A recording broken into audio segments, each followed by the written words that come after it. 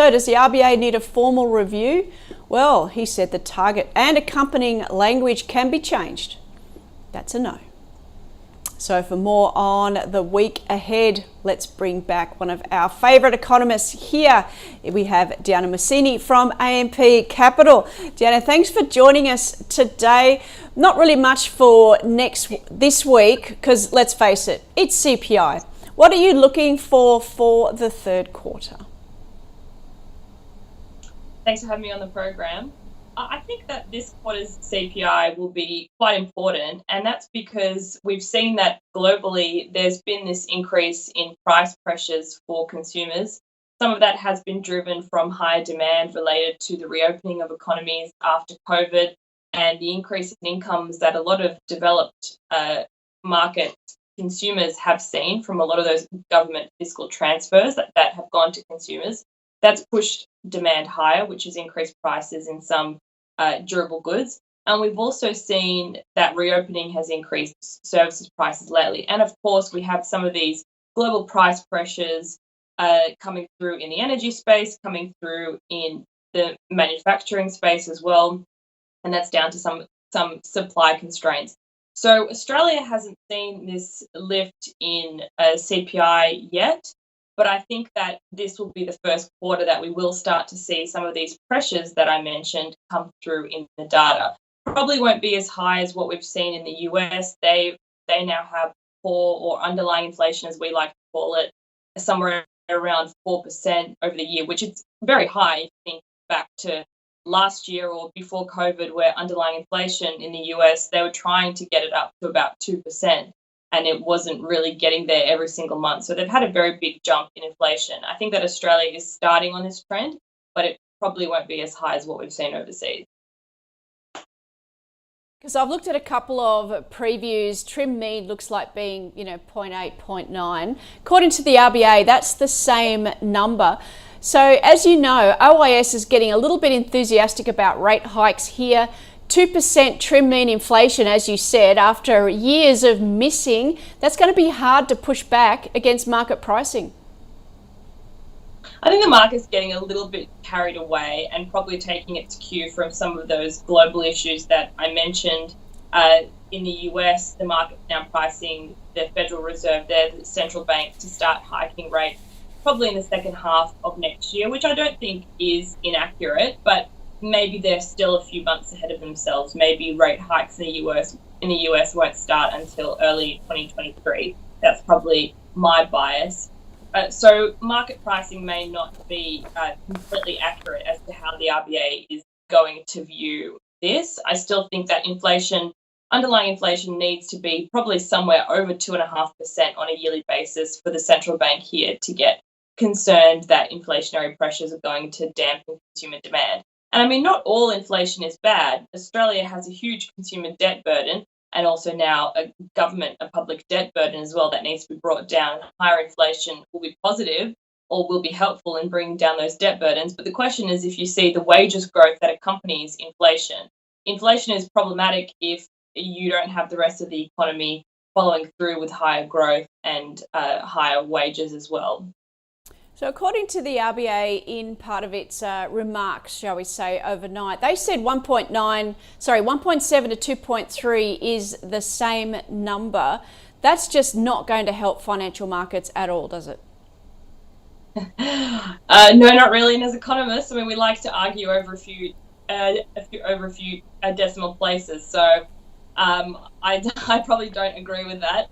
I suppose what Philo is trying to say is that what I was mentioning before, and that inflation becomes a problem when it's probably over 2.5% on an annual basis or rising at 3 or 4%. I mean, in the US, like I said, it's tracking about 4% on an underlying basis. So it can start to be a problem if this continues to be a sustained thing in the numbers, that inflation is running at these very high levels. But what Philo is trying to say is that inflation is probably averaging somewhere around 2%. Whether it's 1.7 or 2.3, it doesn't matter. It's still in the lower end of their target range. And until it gets the higher end of the target range, that's when they start to become worried about it. And in the same sort of theme, they were very clever to say we're not going to talk about targets for fully employed. That might be the case when we're sitting here at 4.5, 4.6%, and we're far from fully employed. The problem that a lot of central banks have been facing is that they can't measure full employment very accurately, and you only really realize that you get the full employment once you're already there and well past that point as well, which is exactly what's happened in the US when the central bank there was trying to raise interest rates, and what's happening in Australia as well. When you get to a certain level of the unemployment rate, you might think, oh, well, we're at full employment now, so we can start thinking about raising interest rates, but actually maybe full employment has been at a lower level because of some other forces that have been going on in the labour market to drive full employment lower. So that's why the RBA, I think, is correct in saying that we shouldn't have a target of saying full employment is at a 4% unemployment rate. I think it's very difficult to actually gauge that. The best sign of, I think, reaching full employment is when you start to see those wages growth come through. In Australia, we really need to see wages growth running above 3% per annum, I'd say, to say that the labour market is tightening and that maybe we've reached that full employment level now. I'm sure the whole economy would love a pay rise of 3%. Let's see how long it takes. Thank you so much, Diana, there from AMP. Enjoy your weekend. Thank you. And let's switch to chart of the day. We've picked a very colourful one. This is sort of something we know, but always nice to see as a chart. This is what we send to China, of which nearly half of that is iron ore. And then we've got some big chunks dedicated to what we send rural, LNG, coal. And interesting there that, of course, education and tourism accounts for about 10%, except, of course, at the moment, they're about zero. And ANZ is out with a new note, where we got the chart from, between Australia and China, saying that a sharp slowdown in China will feed into lower commodity prices. And what does that mean for Australia? Is it all gloom and doom? Let's ask David Plank at ANZ. Good morning, David. Thanks for joining us and for writing a great paper there on the relationship between Australia and China. Australia's done very well in, say, the last 20 years out of China. Is it coming to an end? Well, we'll see, I suppose. I mean, I think what the data shows actually is that the impact of China on Australia is complicated, and that would have been another title for the report. I mean, we see in the 2000s decade that our income growth accelerated markedly as China boomed and commodity prices lifted. But in the last decade, actually, income growth has been pretty weak, despite China remaining strong, and that's because commodity prices didn't. They've gone up and down over the last decade rather than trended higher.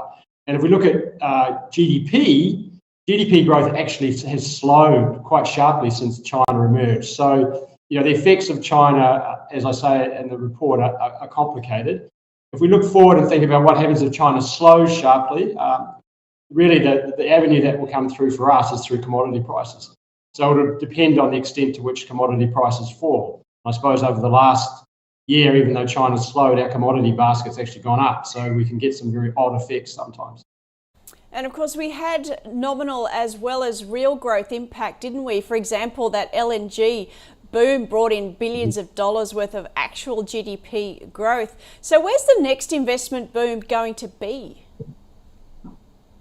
Well, I think when you're looking at commodities, I think one of the interesting stories, of course, is potentially for Australia, which could be huge, is providing the minerals and so on that are required for the transition to a low carbon economy. So it's possible that even with a slower China, in fact, Australia benefits from the shift to low carbon globally, and lots of commodities benefit from that. So it's not immediately obvious that a slowdown in China has a dramatic impact on us if other things change. So we have to keep an open mind on it, I suppose. And of course, we know, David, nothing moves in a straight line. Could we have a period of, say, trade deficits, waiting for investment? Monetary policy is tapped out. Is there a role for the government to help support the economy during this transition? So if we get a sharp slowdown in China, like you say, it will impact the trade accounts. And we wrote a note earlier this week that looked at how far commodity prices might need to fall in order to drive the trade surpluses to deficit. Of course, when income falls, demand does as well. So it's possible that we end up with much lower imports, even if the exports fall. But yes, a big negative income shock would have dramatic implications for Australia. One option is the RBA does something. As you say, the RBA is tapped out, but maybe what the RBA does is simply not follow other central banks higher. And relative settings of interest rates are really important for the exchange rate. So you'd expect the exchange rate to fall sharply if we get a big negative income shock. The other option then is fiscal policy. Of course, the challenge for fiscal policy in such an environment is that revenue falls. So you get a much weaker tax revenue. So that may constrain the ability of fiscal policy to respond as well. So your negative income shock, kind of reversing what happened in the 2000s, would be a very challenging environment for Australia.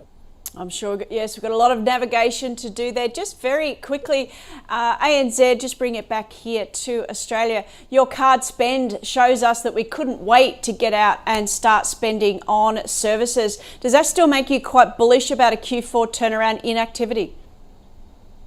Yeah, I would say personally, I didn't really avail myself of too many of the services that were available in terms of haircuts anyway. But we're pretty positive. We have long thought that we'd get a decent rebound in Q4. We think employment there's a good chance employment grew in October. The way that the data will be reported in October can affect that a little bit, but we certainly think that employment is now growing and will grow quite strongly through Q4. So we're pretty positive on that, and it'll be interesting to see early next week what the data shows for Melbourne. Of course, Melbourne still has quite a few restrictions, more restrictions than Sydney in terms of what you can do in terms of eating out and so on. So perhaps we don't see quite the bounce, but I think overall the indicators such as ANZ, Morgan Consumer Confidence, ANZ job ads, those sorts of things have all suggested that the economy was pretty resilient through the lockdowns, despite obviously large sectors being closed and going through a pretty tough time. Well, Planky, I've got my dinner booked for tonight. I'm looking forward to adding to that card spend. Thank you so much for joining us. Enjoy your weekend. Thanks, Nat. I may see you out tonight. Who knows?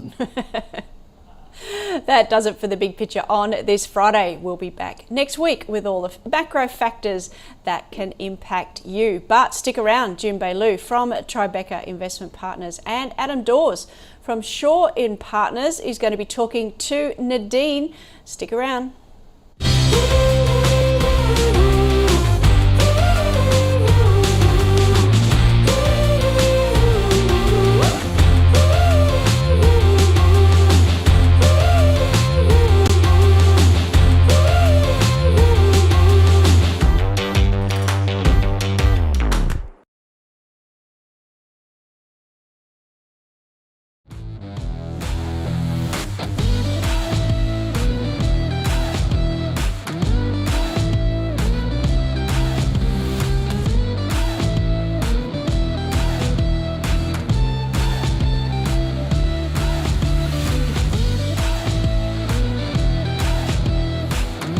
Did you know that over 80% of trades can occur outside of normal trading hours? Opportunity doesn't wait. Trade more than 70 key US shares 16 hours a day this earnings.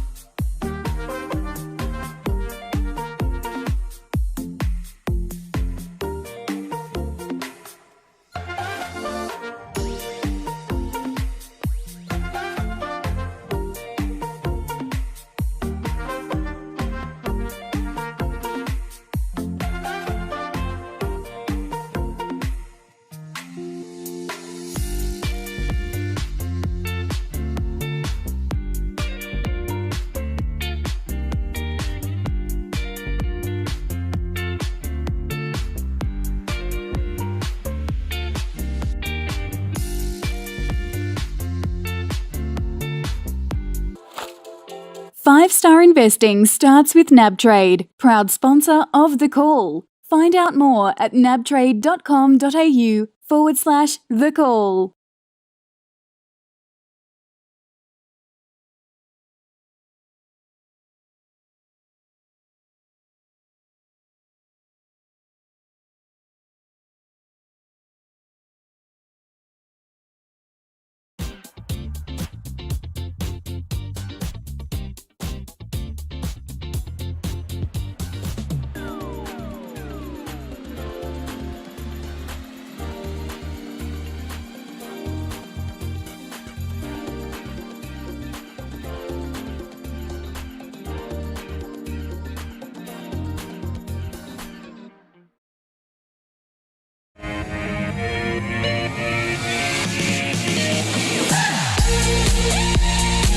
Good afternoon. Welcome to this Friday edition of The Call.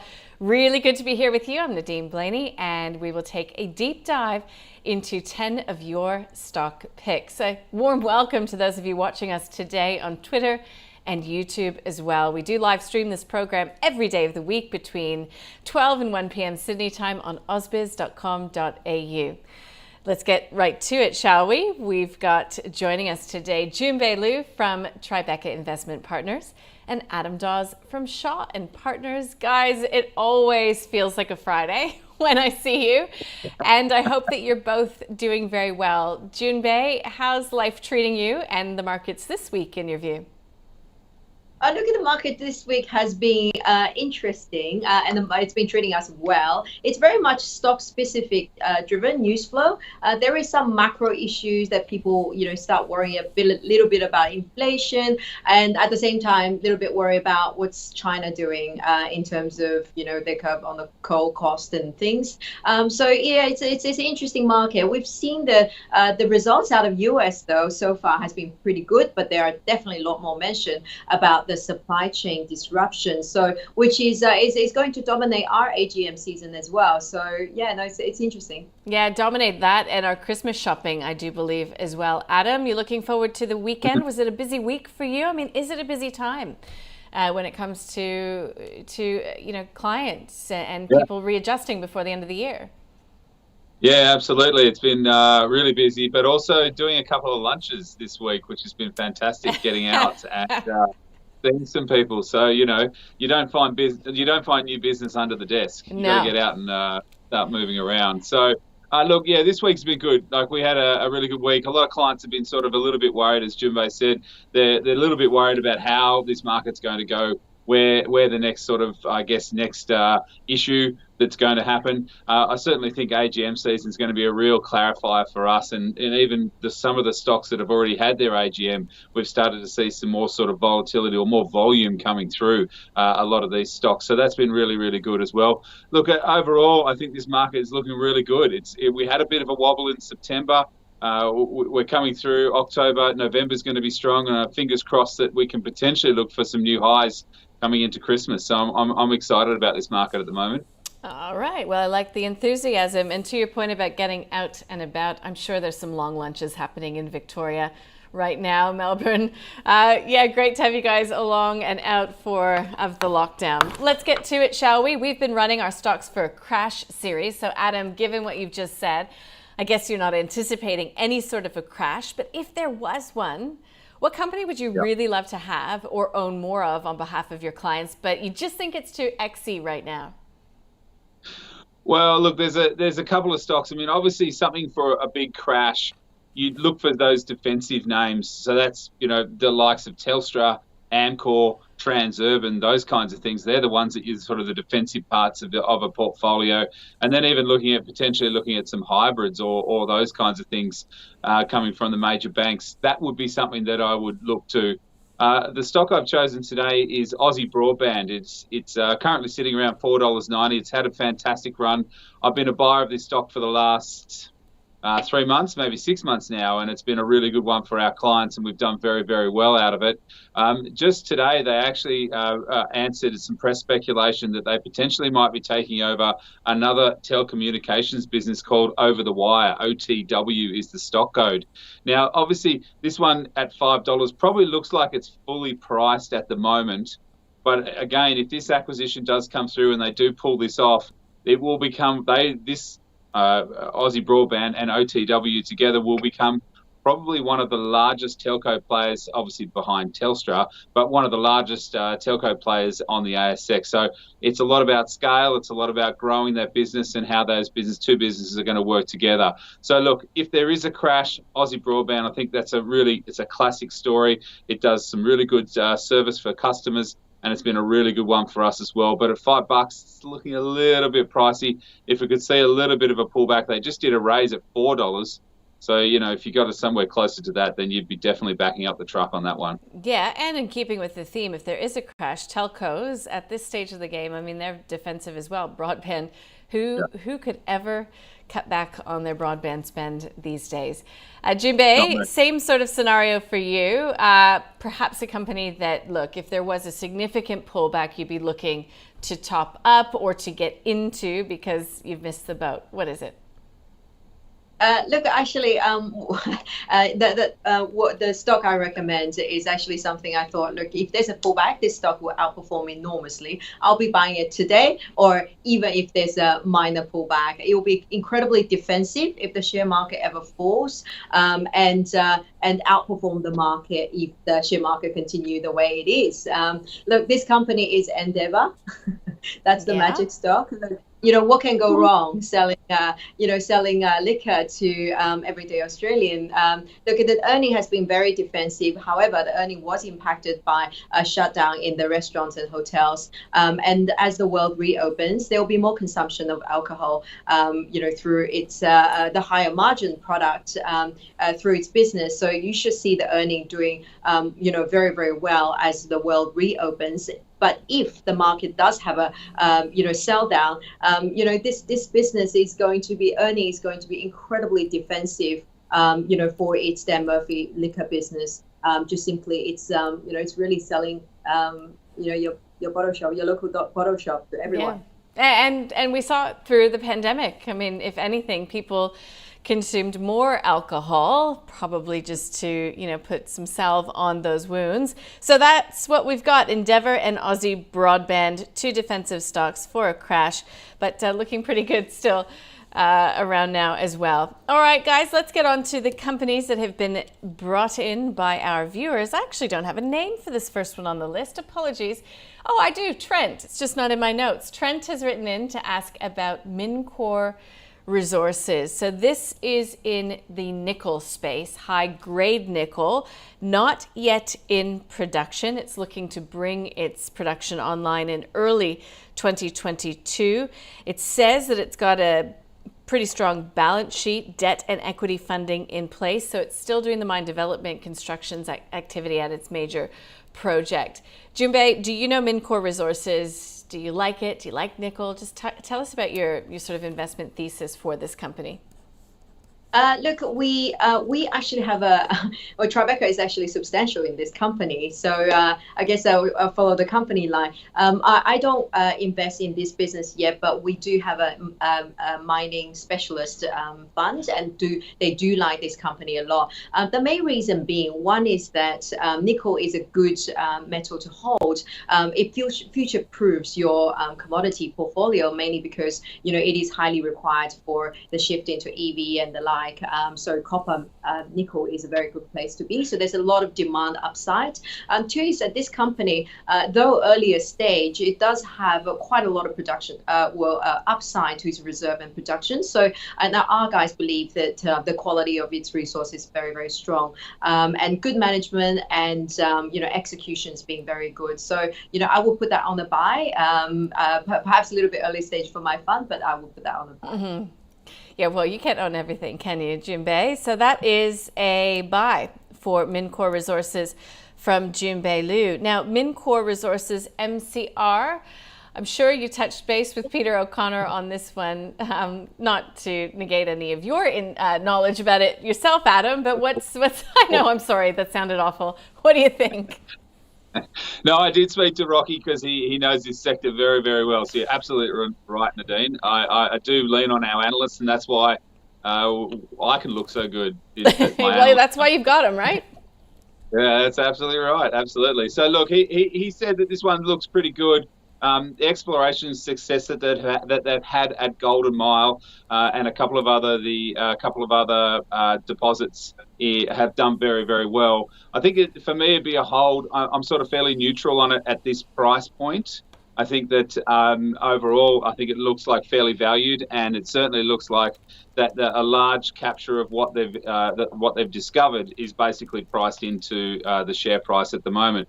However, if you take a step back and actually look at the nickel price and look at nickel, as Jun Bei said, around that EV, around all of these other things, stainless steel, all of these other things that you use for nickel, it actually looks pretty damn good going forward. So on any sort of price weakness, I'd be very, very comfortable to start picking up some Mincor. But really at the moment, the price activity or where it is at the moment, I just think that it probably looks like it's fully valued at the moment. But we spoke to BHP a month ago, and they basically said that every ounce of nickel that they produce is taken up by the electric vehicles, is taken up by everything. So there's no spare capacity out there. So once these guys do come into production, I think that they'll do very, very well as well. So for me, it's just I'm neutral and it's a hold. Got it. Thank you. Beacon Lighting Group is the next on the list. This is for Alex, and he's sort of pointing out, that it's been punching the lights out. I think, excuse the pun. He wants us to illuminate the company for him. It's been a big beneficiary of the whole home building renovation theme that we saw throughout the pandemic. I suppose he's wondering if we could still continue to see Beacon maintaining its positive trajectory. He's done his own analysis, and he says that from his analysis, pre-COVID earnings per share growth was pretty flat. So will these restrictions and the easing of lockdown, will that get us to turn our attention, Jun Bei, to spending in other ways, perhaps not so much on our homes? That's a really good question. Well, what's interesting about this company is that it's very much linked towards the renovation cycle, and the renovation cycle is very much linked to a lot of time the housing cycle. Now the reason this company had hardly grown or earning was quite flattish was the housing prices was very strong pre-COVID. And then so the actual renovation boom was pretty weak. So people were not transacting house, was not selling, buying because house price was too expensive. So that has created this sort of flat lining of the demand. Now, since the COVID, government has put a lot of stimulus for new buildings and the like, and housing market sort of found its life, and so we have seen this significant pickup not only in new houses. Now, in the last 6 months, we're seeing this huge boom in renovation. If you look at Bunnings' number with its like-for-like doing 25%, compared to pre-COVID, something like 4% like-for-like, simply means that we are in a really good condition for business like Beacon Lighting. Now, is it going to continue for the next 6 months? Yes. But is it going to continue for the next 12 months? It's going to be a little bit tougher. Now, this is a very good business. I love to buy it. I just think at this point, it is pricing in very strong condition. In 12-month time, it will be much harder to cycle the current cycle, it will need a lot more to help it go further. So for me, it's a hold at this point. Love to have it when it has a pullback, I guess. Yeah, okay. So Beacon Lighting, it's just not in buy territory, Alex, according to Jun Bei Liu, but I'm wondering if you see it any different, Adam. I mean, well, every house that goes up for sale in my neighborhood, at least, seems like it's getting sold pre-auction, and then you see the building materials outside as these renovations do happen. I mean, it is Beacon Lighting, I suppose, in your view, able to maintain this momentum? Well, I'll shed some light on this one. That's my last joke of the light jokes, all right? I won't do any more. But no, look, I think overall, I think the housing cycle and the industry is due for some consolidation in this spot. I think that the company has a number of long-term growth opportunities to actually then start to really make some money. And I think their guidance for 2022 looks fairly strong as well. What I think overall is we've definitely seen that Beacon Lighting, as you say, the house prices has increased, and most house prices are sort of 10 to 20% per annum. So certainly it does put a lot of people out of the market. So then they think they better start to renovate their house. But if international borders remain closed, which they're now just starting to open up, Beacon can certainly focus on a growing trade channel, which they haven't really done a lot of. And our Bunnings has done that very, very well, getting all the tradies in there. But Beacon is also looking at that. And then also Beacon's got the ability, if they can, to lower their rents or try and get some, squeeze some more rent out of the landlords due to this COVID side of things as well. So there's been a couple of things that they can sort of squeeze that margin a little bit more for me. Look, I think this one, I'm going to go out on a limb and say it's a buy. I agree with Jun Bei. It does look fairly well priced here.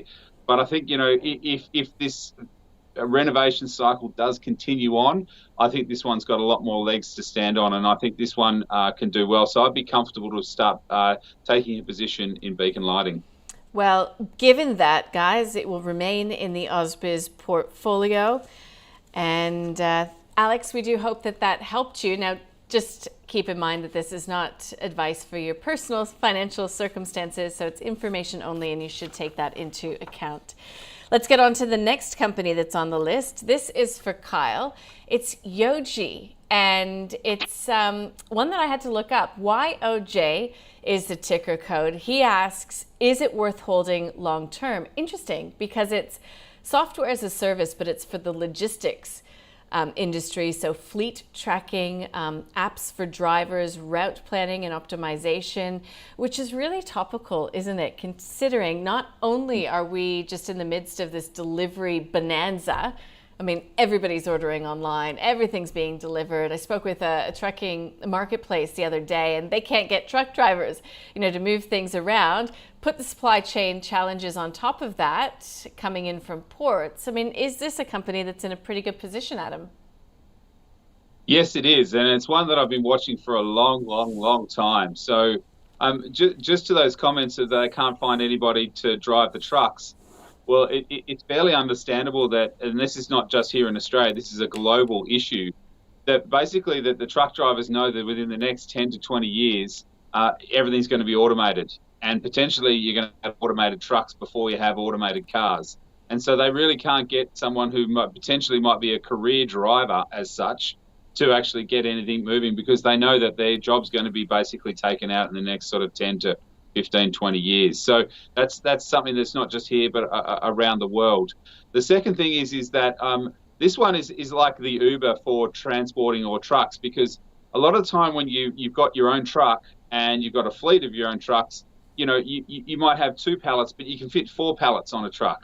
And so what you do is you plug into this Uber system, the OG system, and it will say to you, okay, we've got another 2 pallets, we know you're going to Melbourne, can you put them on there? And you get to fill your trucks all the way through. So that logistics side of things, if you work for Toll or whatever, then that's fine. But if you're a private small business moving these trucks around, it's a fantastic way to keep the truck full and optimize your profit. So I actually really like it. I think overall this is very been under demanding on the revenue, and as well as under demanding on the share price. There's only one company that covers it, Euros, and they've got a 50-cent price target on it. So look, there's certainly some strong pipeline of opportunities for this business as they continue to get these hubs. Now, they have started to go forward and look at other countries. They've got another 4 or 5 countries that they've opened up this. So it is a bit of a land grab there, but it's certainly there's for those enterprise clients and that global logistic industry, which is under a huge pressure at the moment. It actually looks like that it's working out really well. So I'm going to go out on a limb again on this one. I'm going to say it's a buy because of these logistics issues moving into Christmas. Potentially they might get that fixed up next year, but I think it's going to be a little bit more difficult. And so I think YOJ looks fairly good down here at 21 cents. Thank you. How about you, Jun Bei? I know that it's a bit small, but when you look at the company, does it interest you? Yeah, look, it does. We can invest across the spectrum. This one, I have looked at it for a while as well. And I agree with Adam. I feel it's got all the right attribute, so main business in Singapore and the like, and started off from there. And, it often announce a lot of big contracts, and then my problem has been that the idea sounds good, the digitization sounds good, and they're winning those contracts, but then the actual earning doesn't come through as fast as they expect. So look, I think for me it's a matter of execution. Perhaps they just need to build to a scale, and really to see those big contracts start contributing to earnings. If anything, the current environment should be like the perfect environment for this business, just given all the supply chain disruptions and people really turning to software like this. So I think I'm sitting on the sideline to really want to see more execution and more success in some of those, delivering to some of those contracts. Thank you. That is in the portfolio, and it will remain there with that buy, and I'm going to call it a hold from you, Jun Bei. Platinum Asset Management is next on the list for Peter. Look, it has been trending down, he points out. Appears to be at an all-time low. I'll start with you, Adam, on this one. I mean, that chart is nothing to write home about, is it, over the past year? Fund outflows, majority are underperforming their respective benchmarks. You've got the international business, Asian funds, the relative performance turning negative again. This will likely put pressure on flows. Is this a value play or not? No, not at the moment. You potentially pick a Magellan before you pick Platinum Asset Management. But really, the key thing with all of this is that that underlying fund performance hasn't been fantastic. Additional outflows, which means there's going to be pressure on their fees. And that's the key thing, is that if they can't charge their performance fee, or if they can't charge those fees, then overall the business really is going to struggle. Market volatility has been obviously a big one for these guys, and that certainly has hurt them as well. But really, in the month of September, they reported $292 million of outflows, which if you annualize that, it's around about sort of 15% of their funds that are starting to move out on an annualized basis. And that's not fantastic. You want to be in a business, as we know, that is getting some good fund inflows, not outflows. And especially with that retail side of things, there's a lot of retail shareholders in Platinum. They are going to struggle because due to the fact that asset management is very much a retail fund, and we know fund managers, you get this status where they are become these rock stars. Look, it certainly hasn't happened with that. Their Asia fund has also underperformed a fair bit as well. So, look, for me, most brokers have got sort of price targets of $3.30, $3.40, but I'd like to see inflows coming in before you'd start to invest in this business. So, yeah, it would be a no from me. Anything to add there, Jun Bei, on Platinum Asset Management? I think I absolutely agree with Adam. You've got to follow the flow. Funds management don't have a business until they have clients walking the door. And remember, it's a highly leveraged business. It's because all your cost base are just people, analysts, and everything's fixed. And then if your top line, if there's no money coming in and the money's going out, your earnings can be magnified in terms of losses. Now, Platinum has struggled for so long with their performances, and even when their value style has now started outperforming, and they're still not doing that well. And then we saw their team leaving because normally just creates that negative sort of culture. There's team left, and then there's the consultant downgrade, and then more flow will leave the door.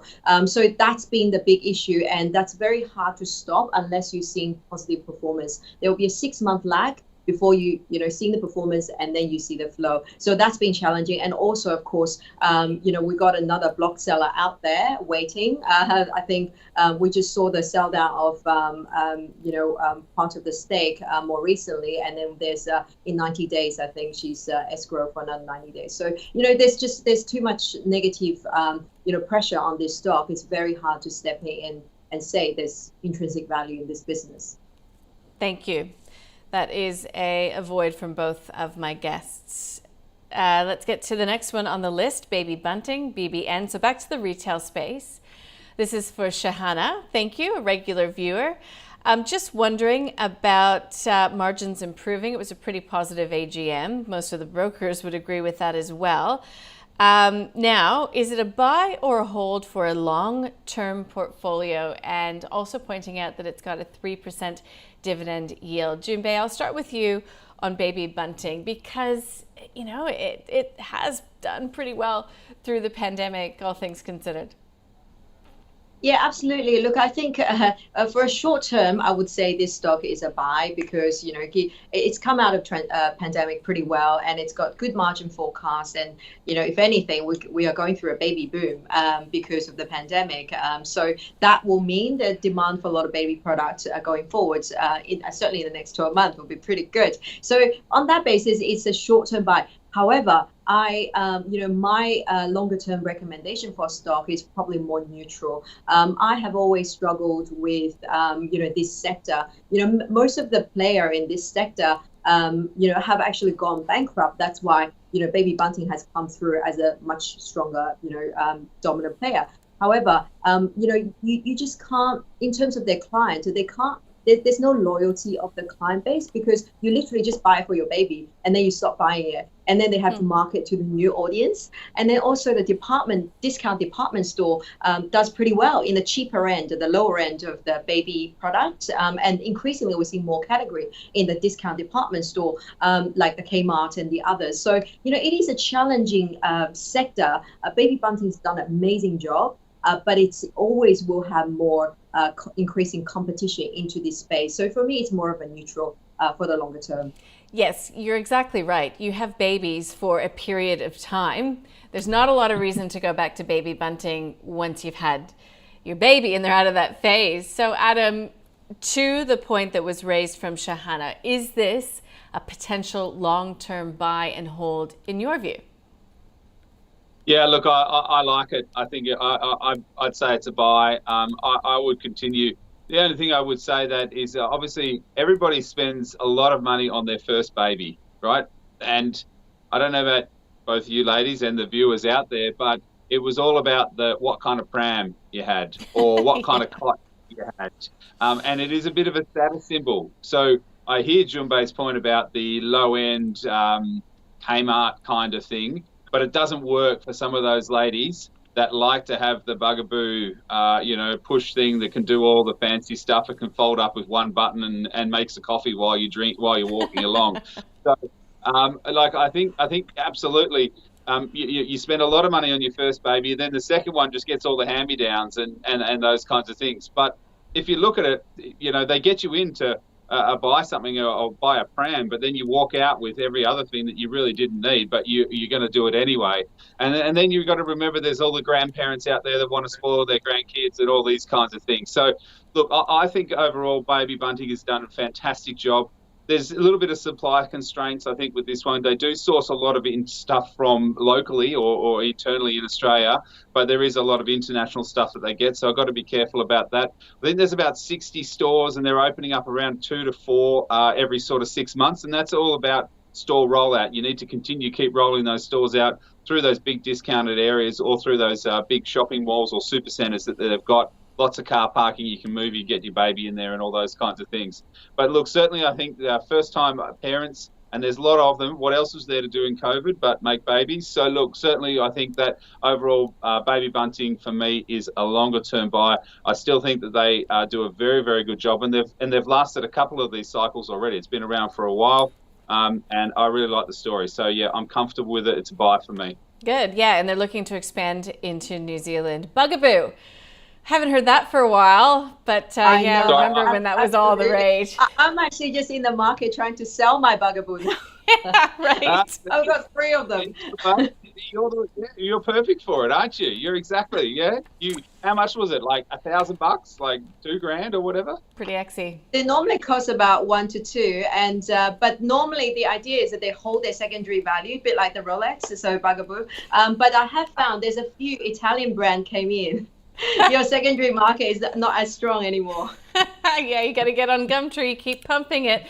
I was more of a mountain buggy type myself, but we'll leave that there.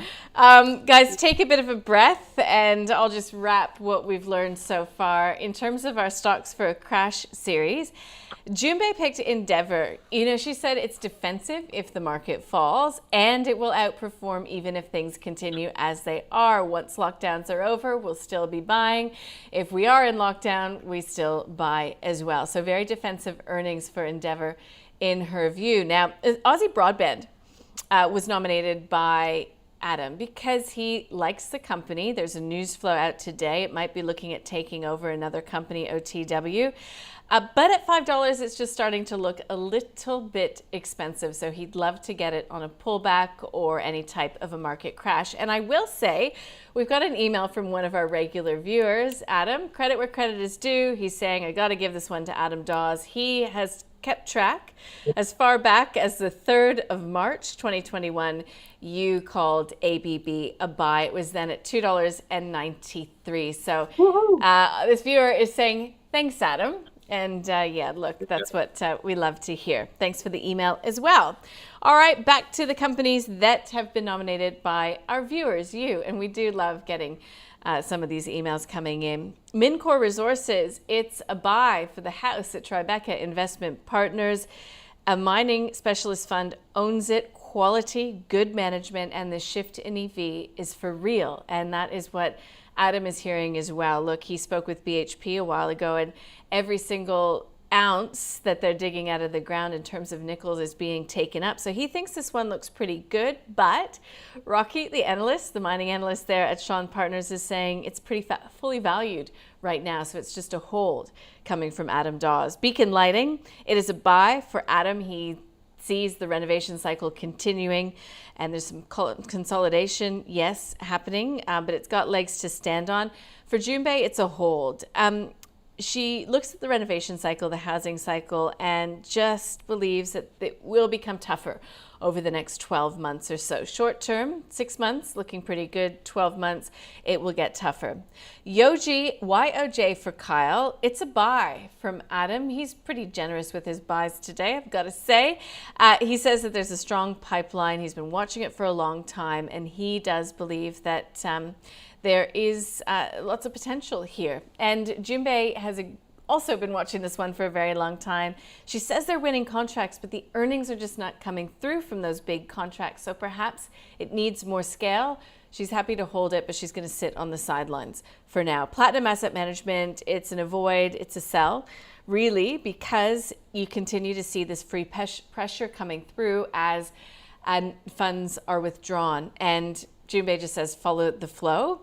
There's just too much negativity around this one, so you want to avoid it. Baby Bunting for Shahana.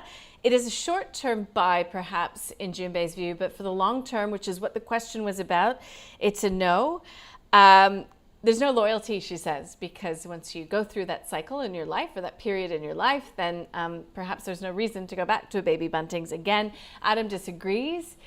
He thinks that it's got cachet in the whole sort of retail environment when it comes to baby buying. So it's a buy for Baby Bunting from Adam Dawes from Shawn Partners. All right, let's check in on our fantasy portfolio, shall we? Thanks to our friends at NAB Trade. We really appreciate their support. And over the past week, we've got a return of about 0.8%, up by 4.9%. Let's call it that for the month, which is outperforming the broader market. And year to date, up by 7.25%. But we've been tracking this portfolio, and we also have to thank our guests for helping us put it all together since July 1st of 2020, and we're up by close to 45%. So we've added nickel mines. There you go, on that nickel theme. Endeavour. There you go, Jun Bei. BetaShares Global Cybersecurity ETF, Veeam, and Lark Distilling. But we've taken out Star Pharma, Alcidion, both biotechs there, PointsBet, and Sandfire Resources. If you'd like to look at that list yourself, see what's coming out of the portfolio, you can do so at ausbiz.co/portfolio. And of course, we'll keep you updated on how it's tracking each and every day here.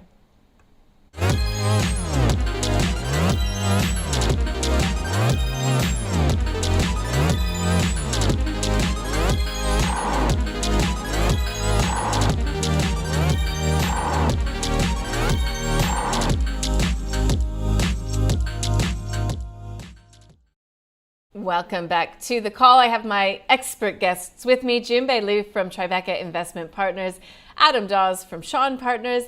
And look, it's got to be a Friday if we're seeing these two guys together with me. Great to have you here. Let's get to it, shall we? Kalamazoo Resources, KZR for Sam. He just wants to get your view on it. It's in gold and base metals. It's in the Victorian gold fields and the Pilbara. And I found this little tidbit, which I thought I'd bring up because it has bought a gold project from Northern Star Resources. Jun Bei, welcome. We know that our regular viewers would know that you like the big players in the gold space, but, you know, making an acquisition from Northern Star, what do you think of Kalamazoo? Yeah, look, for me, I would look, absolutely. Northern Star had to divest a few things. Look, I would still stick with the larger players, and just given the track record as well as their lower cost, because you know digging gold out of ground is difficult, and you know it's accident prone and it costs a lot of money when you don't have proper expertise and the like. So it's about cost. What's your cost producing those gold? And even if it's the same reserve, you do require, you know, execution and team and all of that. So it's incredibly important. I absolutely stick with the larger guys. This one, I would stay on the sideline and see how it goes. But particularly at the current point where the gold price is sort of tracking sideways and struggling a little bit with, you know, where the economy is going. You know, larger gold players definitely give you better protection on that basis. Adam, do you guys see it any different at Shawn Partners? Yeah, not really. Look, I think, look, taking a step back and looking at the actual gold price, the actual gold price has really been struggling of late, and we sort of can't work out why. I mean, I think Bitcoin's got a lot to answer for the gold price, because basically Bitcoin is now the new store of value, whereas it used to be moving towards gold, and that would be something that, you know, you would buy or put in your portfolio, or for those people that were really worried, they'd stick it underneath their bed. But now certainly that gold isn't seen as a store of value or even a hedge, because now Bitcoin is taking a lot of that momentum and taking a lot of that funds that would be flowing normally into something else. And that's certainly, so I think Bitcoin's got a lot to answer for our gold stocks as well as the gold price. Now, moving on from that, when certainly gold then moved into over $1,000 plus an ounce, then the ETF started getting involved with it as well. So that then created more speculation and more volatility in this price as well. So going forward, so then you've got the bigger guys that can produce an ounce of gold for under $1,000, and they're very, very good at it. But then you've got these other explorers, and look, certainly some of these explorers, they're in the right space as far as Victoria as well as the Pilbara. They're in the right space. So there's no doubt about it. There is gold in those areas, and that's fine. But really, the Ashburton gold mine that they've got in Pilbara, it's got around about 1.6 million ounces of a sort of a current JORC resource. Now that is obviously fairly good, but you know that's got about 2.5 grams per ton. So it's not a very high grade mine. It's actually quite low grade, and so potentially you need to move a lot of dirt to get that gold out of the ground, and that's why I think the stock price hasn't really done much. However, it does have Eric Sprott and Novo Resources as strategic cornerstone investors. And as we all know that Sprott Asset Management is a very big investor in gold. So that is probably a positive for them. But again, I'll just go back to Jun Bei's point. I'll stay with the majors. Something like a Northern Star, I think, or even a Newcrest. I've always been happy with Newcrest. Is probably my pick in that gold space. Got it. Thanks, guys. Now let's get on to the next company for Stan. Prescient Therapeutics, PTX. He says the share price seems pretty stagnant, even on positive announcements. So this is a clinical stage oncology company that's really developing an approach to treating cancer. It's a therapy technology, and of course, you know, you're in clinical stage trials. Adam, it's difficult, isn't it? What do you think of Prescient Therapeutics? I don't know. I'm going to be totally honest with my viewers. I have absolutely no idea about this stock, and I'm more than comfortable to be able to say that, albeit that I've had nearly a day to look at this one. But I kept looking at it, and it's got all these sequences, and it's got all this cell therapy and all this. I don't understand it. So for me, if I don't understand it, I won't ever invest in it. and I need you need a doctorate in something to understand these things. So I'm going to pass on this one, Nadine. I could not make heads or tails of it. From a technical point of view, from a charting perspective, I think it's around, where it's at 21 cents to 26 cents. It's moving in the channel. So look, if you can pick it up around that sort of 21, 22, you can trade it in between that. Around 22 to 24, there'd be some good trading in there. But fundamentally, I don't understand the company, so I'm just going to bow out from this one. It's a no from me. That's fair enough. You can't be an expert Yeah. in everything, and it can be dangerous if you make it out like you are. That's a fair comment, isn't it, Jun Bei Liu from Tribeca? You can't be across everything. Absolutely. Look, I like Adam's comment. He's going to pass. Can I call a friend?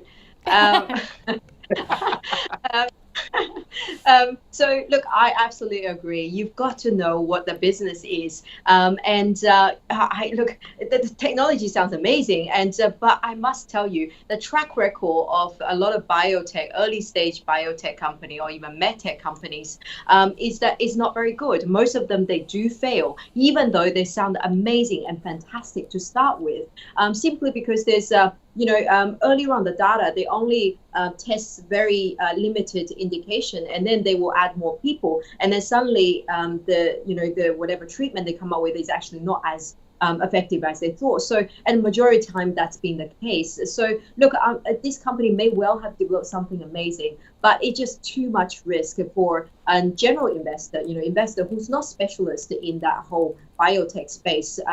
It's highly risky. I would avoid this one. I'm happily watching it, but it's just a highly risky investment to be in this one. Yeah. All right.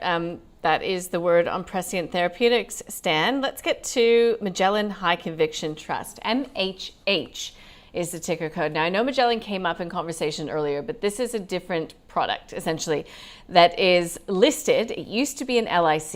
It has transitioned into a open-ended, actively traded ETF. So, look, it's got Magellan's highest conviction ideas contained within it. So that is a concentrated portfolio of between 8 and 12 of global stocks, of course, being Magellan. Adam, I know you've got a view on ETFs as well. I mean, what do you think of MHH? Okay, so this one, the actual code is MHHD. Because it's changed, yeah. Correct. Yeah, it's changed from that closed end to the open end, and it's an ETF now, or an active ETF. So for all those players at home, you got to put the D on the end of that as well. Look, I don't understand. Look, it hasn't done much. I don't understand why you be in the conviction side of things or the high conviction when it's all about diversification. And I think, I would rather be in the global fund versus the high conviction one, because then it gives me a little bit more diversification. And then they're looking at sort of 15 to 30 stocks instead of 9 to 12 or whatever it is. So for me, the conviction side of things, I agree. Hamish is very, very good. I think it's Chris is the other fund manager in that one. Look, it sort of seemed like they were sort of putting some more products together just to get some more inflows. I didn't really understand why you needed a high conviction trust. I mean, they've got some great stocks in there. There's obviously SAP, some Google, some other stuff in there as well. But look, overall, I prefer the global fund. It is a little bit more diversified, and the price action has probably been a little bit better because it's a little bit more diversified. These guys have been holding a fair bit of cash. They'll be right one day when the market does fall, but at the moment they have been underperforming as well. The global fund has underperformed by about 13% against its benchmark for the last 6 months. So it's been a really hard time for these guys as well. And I think the conviction fund will probably be doing the same, if not worse, because of its such concentrated positions. So global fund would be the better one for me. MHHD, I'm going to say no.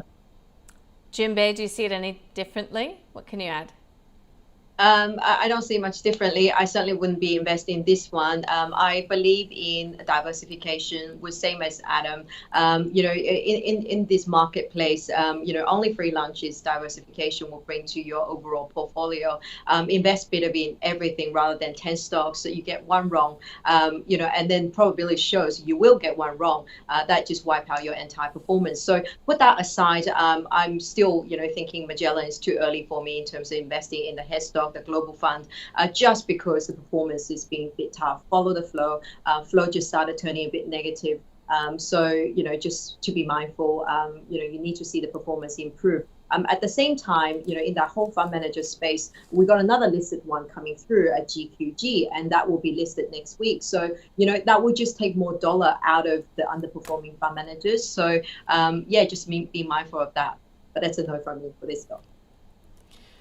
What GQG Partners, right? So that is coming to market. That'll be soon, isn't it? Did you say next week? It's next week. Yeah, I think I thought I saw it's listing next week, 20 something. So I'll put it on my list of things to track and to get us across. Yeah, so thanks for that. And the valuation is. Yeah, and the valuation is pretty cheap as well. I think it's at the lower end, so reasonable valuation for that fund manager, which is going through huge growth at the moment. So let's see how it goes. All right, keeping an eye on that one. Now let's go to Phineas Corporation. FCL is the next on the list. This is for David. David, I hope you're watching or you're listening. He's saying that a Macquarie analyst recently published notes indicating that Phineas continues to trade at a material discount to its peers. Is this the reason why it doesn't get the attention of ASX investors? Good question being put to you guys. Do you care to surmise, Adam, or would you rather just talk about the company itself? Yeah, look, I can definitely talk about. I mean, look, a lot of these, and look, let's be honest, this probably is one of the IT, or in the IT sector, it's one of those smaller ones. So you need to be a little bit careful about sort of where you invest in those kinds of things. Their market cap's about $1.5 billion. So look, it's not too bad, but it's certainly at the smaller end for a lot of people. I think also that not a lot of people pay a lot of attention to this because it's in quite a boring area for IT or for tech, where they basically sell packages to insurance companies, governments, of the like, that basically allow them to bring all of their systems in together, and so they can look at on one dashboard and they can grow their business. So it is actually quite boring for an IT company, but sometimes boring is good. Here at Shaw & Partners, we've got a buy on it. We've got a price target of $5.15, and so our analyst really does like this for a sort of a slow burn. He did reduce his share target price from $5.30, including the dilution. They just raised $60 million via a placement and another sort of $10 million via an SPP at around $4.30. So at the current share price, it's certainly for all those institutional investors that took it up. It certainly looks like there's some really good value there. But the whole idea of what they do is bringing these systems and computers into these large organisations. Generally, something like an insurance arm in America, which is still largely paper-based or very basic systems. It just takes a long time for these guys to get these systems online and get the staff trained up and get everything moving going forward. And so there's just those long lead times, and I think the market just potentially is looking for some more of those high-flying sort of tech companies that are doing a lot better. And so this one just sort of gets a little bit lost in overall. But for a steady, good quality IT business, I'm going to stay with our analysts on this with a price target of $5.15. It's a buy. Yeah, it's just not sexy, good old Phineas. Listen, Jun Bei, to Adam's point and to the viewer's point as well, I was reading a note from RBC Capital Markets today saying that it is due, in its view, for a re-rate because the market is likely start to look toward other listed tech insurance companies like Duck Creek Technology, which operates in the US, but has massive revenues and really great sales, but trades on a higher multiple than Phineas. What's your view? Yeah, I agree with Adam. It's not sexy enough. It is in that space where they need larger contracts and it takes time to come through. And in terms of growth rate, it's actually not too bad. It does a double digit, and sort of you can see that sort of high teens, a double digit growth heading into the foreseeable future. So it's actually a good business. It's not expensive. It did struggle a little bit during the pandemic because a lot of those contracts were put on hold and things. But now things are looking a bit better. Now, this company, the problem is that it is small. It still lacks a little bit of scale when compared to its big comparison in the US, that business. Now, that company is trading far more expensive than this one. But the problem is this one tends to track the share in terms of share price to that business. And that business just warned that the operating condition is a little bit tough. And share price down something like 10-15%. That chart for that comparison is not great. So the domestic investor tend to take that as a read-through for what's to come for Phineas. So I think it's that's the challenge. For me, I would buy it. I think there is value in this business, but it's not something that will re-rate very quickly. So was that a buy? But it's a buy long-term hold. Okay. That is going in the AusBiz Fantasy portfolio. Thanks, guys. We are at Lucky Last. This is Australian Foundation Investment, AFI. For Jazz, it's been around for a very long time. It's a listed investment company, and it's mostly invested in sort of Aussie blue chips. But I think that it has started to look overseas more recently. But the performance hasn't been great as of late. Jun Bei, what do you think about AFI? Look, I think, like you said, I'm probably more neutral-ish. It just feels like one of those products. This company has been listed for a very long time. It certainly feels like one of those products that's been sort of designed decades ago, and that hasn't really followed through with the market, innovation and things. First of all, I think the LIC as an investment itself is, a little bit challenging in this market. So, when you don't perform well, you're constantly trading at the discount, and it's usually very, very difficult to close sort of discount. And two is that the investment strategy is just not active enough to really keep up with the performance. Performance is incredibly important for a fund manager. So on that basis, I would say it's a hold. So it's not very exciting. And we talked to earlier on, there are other new fund managers coming through, and that's much perhaps better investment. Not exciting enough for Jun Bei. Adam, does it excite you at all in terms of a long-term prospect? Well, look. I see this stock, AFIC and Argo, in my clients' portfolios all the time that I bring across. And the first thing I always look at is, okay, they've got some, they might have inherited from Aunt Martha or something like that. They might have got this stock, and then it was very popular back in the day before ETFs came on the scene. Okay, so this was a way to get diversification, somebody to manage the portfolio for you, picking the top 20, top 50 stocks on the ASX, and then sort of managing those going forward. Now, that's great, certainly, but now ETFs do a lot of that anyway. The second thing that I always look at is the NTA, and the NTA is their net tangible asset backing. So in other words, if they were going to sell the entire fund today, how much money would they get? And they release this number every month. And that NTA at the moment before tax is around about $7.54. So it is actually trading a little bit above. I think I saw that before, is over $8. It is trading at somewhat of a premium. Now, sometimes LICs trade at a discount, $8.18. There you go. So sometimes it does trade at a lower level, and you think, well, why isn't it up there? And then some of these ones trade at a bit higher, and that's obviously because there's more buyers than sellers, so they're happy to push the price up. But remember, if they were going to sell everything tomorrow, so you want to look for or getting to these LICs at sort of around that NTA level or even at a discount. So at the moment, it looks a little bit expensive on that going forward. Now, the third thing, that the reason why I'm sort of don't like these businesses is because then I see clients got AFIC and Argo in there, which is fine, but then they hold Commonwealth Bank, CSL, BHP, Wesfarmers and Woolworths and Telstra, for an example.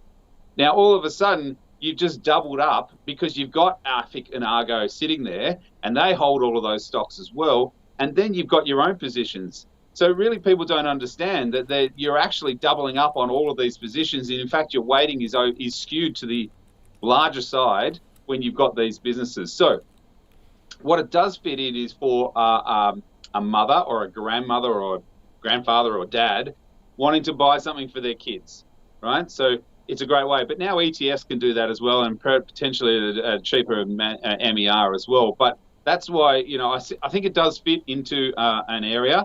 We have seen Soul Patts take over Milton Corp. Okay, potentially there might be some more consolidation in this LIC space.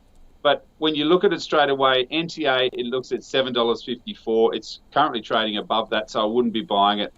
Most people have over concentration in their portfolio, so it's usually better to get rid of the AFIC and Argo out of the portfolio and just hold those individual stocks. And look, overall, it's pretty boring. We get back to Jun Bei's point. So all in all, like that, I actually think it's okay. It fits into some kind of portfolio, but not usually the ones that we run, because we can actively manage, or we can actively buy those 10 to 15 stocks, have them in a portfolio, and it works certainly better for the dividends and franking credits and everything that go with it. So it'd be a no from me. Yeah, and it's always a bit awkward talking to a fund manager, an investment advisor, about some of these other listed entities. But there you go. We aim to give honest information to our viewers. Listen, guys, before I sum up, I will let you go. I don't know if you've got a lunch to get to today, Adam or Jun Bei. If you do, I'm jealous, but have fun. And we look forward to speaking with you guys again soon. Thanks, Nadine. Thank you. Bye. Bye. Have a good weekend. Jun Bei Liu there from Tribeca Investment Partners, Adam Dawes from Shaw and Partners. And I'm going to just run you through what we've learned in this second half of this Friday session of the call. We've got Kalamazoo Resources. It's a no from both of my guests. Go for the big guys. In Adam's view, you want to be with the Northern Star Resources or the Newcrest Minings. Prescient Therapeutics, both are just having a pass on this one. Look, it's a really difficult company in Adam's view to understand and get your head around, so he just would rather stay away from it. You can look at it technically, and he gave a view if you want to go back and listen to it, but look, Jun Bei will just be avoiding this one as well. The Magellan High Conviction Trust. Listen, I gave Adam props for getting ABB correct. I will rap him on the back of the hand for getting the ticker code for Magellan High Conviction wrong. It is MHHD. I should have picked that up myself as well. So thanks, Bob, for writing in on the fly to get us across this one. Again, Jun Bei says follow the flows, and that's why she wouldn't be investing in that one. Phineas is going in the portfolio. It's a buy from both of my guests. It may not be incredibly sexy in that tech space, but it's doing good work and is looking relatively good value in Adam's view at this stage of the game. Jun Bei is looking forward to it getting that scale down the road. Australian Foundation Investment, just too boring. And Adam says, really, if you look at its NTA, it's pretty expensive. They were just talking about that one, so I won't go too far into it.